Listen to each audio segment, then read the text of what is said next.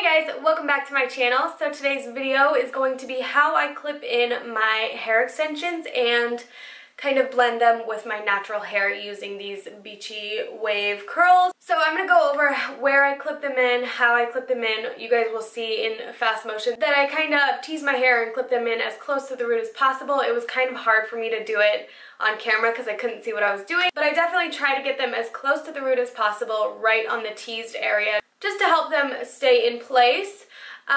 But yeah, this is actually the next day. I forgot to film an intro yesterday when I filmed this video, so this is actually my day 2 hair. And yeah, I just think it's really pretty. It's soft, beachy waves, not too put together, kind of messy and cute. So I hope you guys enjoy this video. Please don't forget to subscribe down below. I'm almost to 5,000 and I know that's not like a big deal, but to me it kind of is. So don't forget to subscribe down below, and at the end of this video, give it a thumbs up if you guys do like it. But yeah, I'm going to stop rambling so we can get right on into the video.